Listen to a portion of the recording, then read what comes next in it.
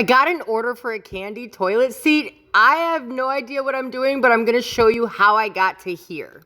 So I did 2 other videos. One of them I made a silicone gummy bear mold right here.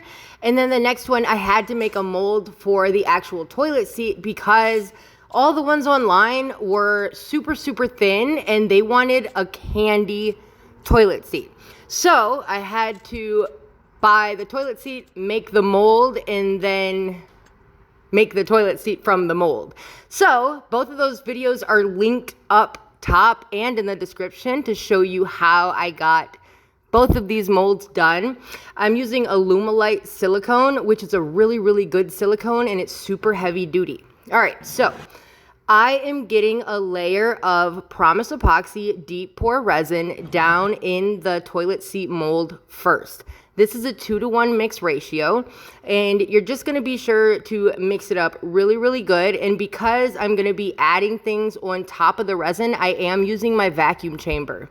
So everything tool-wise and product-wise that I use, I'm going to be linking in the description.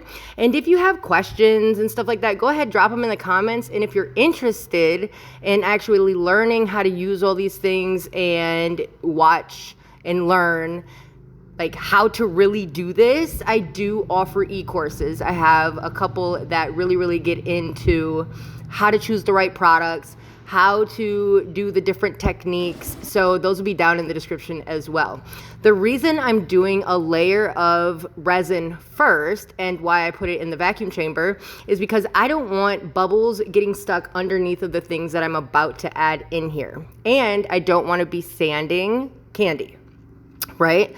So my thought process was I do a lot of inlays and encapsulations, and I usually just do a layer of resin and then I'll start adding in all of the things that are going into the custom piece. All right, so here I'm getting in the gummy bears and the gummy worms and all of the things that I made, and also the packaged candy. And then I'm going to fill it up the rest of the way with Promise Epoxy Deep Pour Resin. I use this for my deep pour all of the time. I do not sway, no matter what. So I have followed this company since they used to be Incredible Solutions, and they did not change their formula. It's the same great formula, and I can give you guys a 15% off coupon because I love this resin so much that I am an affiliate with them, and you can use code FLUIDWOOD. The link will be down below, or you can just go to their website. All right, so after I filled this up with the rest of the resin, I added nerds, and the reason that I did that, this one I wanted the nerds to drop down so that way you couldn't see the toilet underneath of the seat. Now don't ask, I'm not a toilet seat maker. Well, I kind of am now because I've made a few since these videos went viral all over TikTok and Instagram and Facebook. So I have made a few of these, but never in my life did I ever think I would be a toilet seat maker.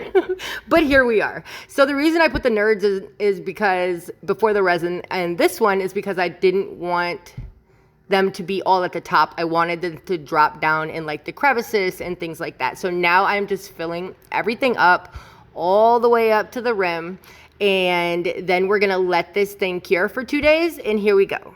Ready? Oh no!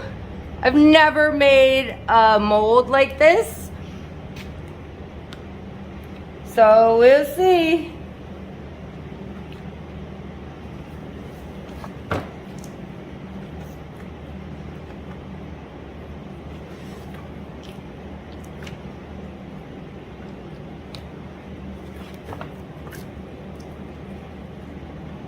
Are you ready?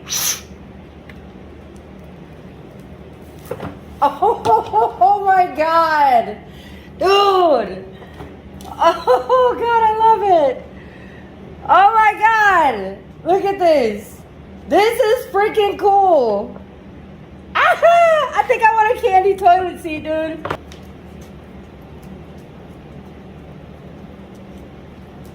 Oh, I'm nervous.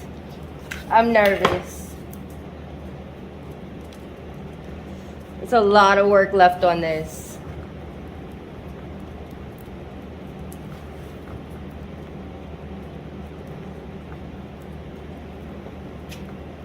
There's a nerd.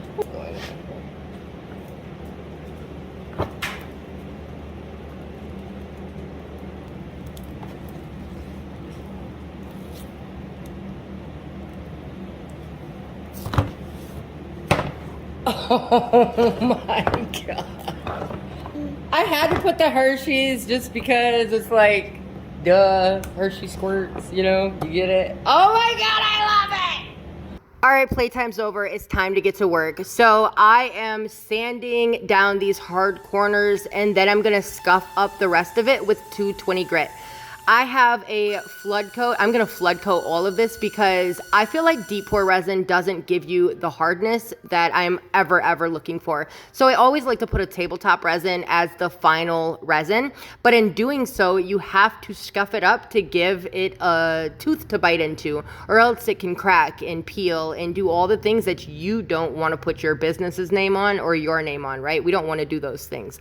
So I do have a flood coat e-course that you can check out. Otherwise, just look at my YouTube videos. I give everything away. You might have to watch like 20 hours of YouTube videos, but they're there. It's all there. So I'm using Promise Epoxy tabletop resin, and this right here is going to give me that rigidity. It's going to give me the hardness and the scratch resistance and the UV resistance, and I'm doing the bottom first. Now, the reason that I have tape on there, I don't ever usually do this, but I'm doing a 360-degree resin flood coat on this, okay? So there's not going to be any layer lines. There's not going to be anything like that. I'm doing the bottom, and then I'm going to tape it off, and then I'm going to go ahead and do the top. Flood coats can be super confusing and intimidating, but like I said, I try to break it all down for you guys because they're actually really easy once you know what job and what role you play with the resin and what you need to do to make a successful flood coat happen, right? So it's all gonna be different depending on what the project is. Is it a porous surface underneath? Is it a non-porous surface? Do you have to do seal coats, things like that? And how thick do you pour it? How much resin do you need so you're not wasting a bunch of resin? You know, things like that. All right, so 1/8 of an inch is the answer. Your resin has to be 1/8 of an inch in order to give you that glass-like surface. And after you get that, you're gonna go ahead and you're gonna pop all of the bubbles. And I do that with a torch. I do not use a heat gun. I use a heat gun when I want to move resin, and I use a torch when I want to pop bubbles. Now, after that cures, 24 hours, then I'm gonna go ahead and take the heat gun, and that is going to make the resin flexible. That you see how it's ran over on the tape? It makes it come off without chipping or anything like that. So I'm being super careful until I get the next flood coat on, and I just bring everything together, okay? So I am adding these little solo cups because I didn't want to indent by using painter's triangles, and I find that these solo cups work really good. So now I'm doing the flood coat on the top of the seats, right? And there's Imani. She wanted to watch me do the candy toilet seat flood coats. They love it when it comes back to life. So I scuff it up with 220, you pour the flood coat on, and then everything just pops right back to life. So I'm making this 1/8 of an inch, and you want to try to not let the resin run over the sides before you start getting it where you want it, because you'll lose a lot of product. So try not to do that, okay? All right, so I'm just making sure that there's no seam, and we're gonna get the tape off again after 24 hours. I'm so excited. We are so freaking close, you guys. All right, so sometimes the tape will peel right off, but like I said, I don't want any incidences. I don't want anything like that. And hitting it with the heat gun, it just kind of molds it all together, and it gives you that smooth surface, right? All right, so get the tape off of the top as well. And then you're gonna be seeing me use some crazy tools. So this is actually for cabinets. This jig right here is so that way you can add cabinet hardware and hinges and handles and things like that and have them be the same on every single cabinet, right? You don't want them going all over the place. So my thought process was, see where these holes are, see if I can get it lined up so that way I can then do the holes on the new toilet seat, the candy toilet seat, right? Because these hinges have to line up. Everything has to be just so. And I don't have any experience with this, but I do know how to make things happen, right? So it worked. It actually freaking worked. All right, so we got the holes on one side. We're gonna get the hardware in, and then I'm gonna go ahead and do the holes on the other side, and we're gonna try to get this together. All right, so I'm gonna ask you guys right now if you are finding anything amusing or anything out of this video or getting any knowledge out of this video. I ask that you like and subscribe. I don't like asking for those things, but sometimes I don't think that people understand how much that helps. It helps to push the video in the algorithm, and it helps to get this seen by other people. And this is bringing my maker, resin artist, mommy dream come to life, because I'm telling you, I will make it on YouTube. I promise. Like, I am promising myself this. Look at this seat, y'all. Look at this seat. And I always put smiley faces in every single candy piece that I do, whether it be a skateboard or a table or this seat right here. There's about 4 smiley faces in this seat if you could find them. All right, let me show you why I love me some of this. I never thought that I'd use it as much as I do, but I do. It's got these 2 little marks from where the screws are. And I'll be damned, I'm not doing another freaking flood coat. So I'm gonna use this UV resin. And no, not all UV resins are created equally, because the first time I ever tried to use a UV resin, it was not a great experience. So I'm just going to add a drop. It is going to be the smallest drop.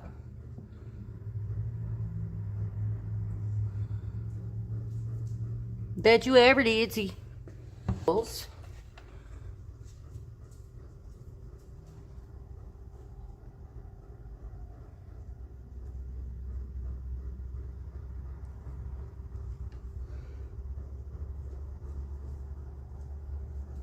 I can't even see where I did it. Right there, I think. All right, so look how cool. Look at the gummy bears. They're floating, they're glowing. Do something on the toilet seat, you see? But remember, I made the gummy bears? I used the neon pigment from eye candy, and look it. Do you know what this means? Do you know what this means? This means that my love over hate signs glow. This means that my candy tables, the neon that I use on the bottom, glow. What? Oh my gosh, I guess I never realized. Let's try. Can we try? I gotta try. And my question for you to answer in the comments to be entered into the giveaway is, what is your favorite candy? Mine is like anything gummy. All right, so from here, I am super duper gluing these screws into the seat. I used slow close hinges, and we have to add the bumpers. But for now, yes, I'm super gluing that in. And that is with Starbond super glue. I love that stuff. That is such a good glue. All right, so I am pushing the bumpers. I'm kind of just adding them there, and then I'm applying pressure so that way they can pick up. And after this, I'm gonna put them on the bottom, and this thing is done. Probably one of the most outrageous builds that I've ever done. But what do you think? A lot of people are saying like, oh, you're gonna get bugs and your kid's gonna try to eat it. But I've got a 2-year-old, and even she knows that a potty seat is for pottying. Here's the seat, and here is my happy client. Hi, so I had an idea for a resin candy toilet seat in my head for a few years. And I had looked on the internet, and nobody had one anywhere. And I'd reached out to some resin artists, and they had shut me down right away. And then I reached Anita, and I had reached out to her, and she instantly was super excited about taking on the challenge. And so I was super excited when I collabed with her, and she was able to put this all together for me and make it happen, and it turned out amazing. So here's the final product. Super excited. My 7-year-old got on the potty, wouldn't get off for 20 minutes because she was so excited to go pee pee.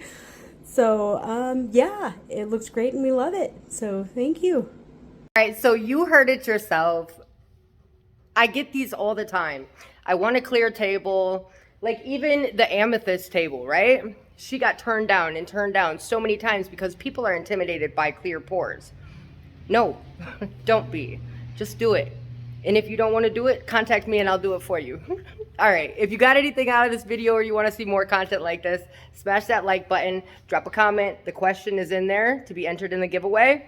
I'm doing a giveaway every 6 months. So answer the questions. Whoever interacts with me in answering those questions, I know that you watched most of the video to find them. So you will be entered into the giveaway because I appreciate you in supporting me in this journey of bringing my crazy reality or my crazy dreams to reality, right? All right, so like, subscribe, and I will catch you on next time. Check out the e-courses, use the promo codes. Check you next time.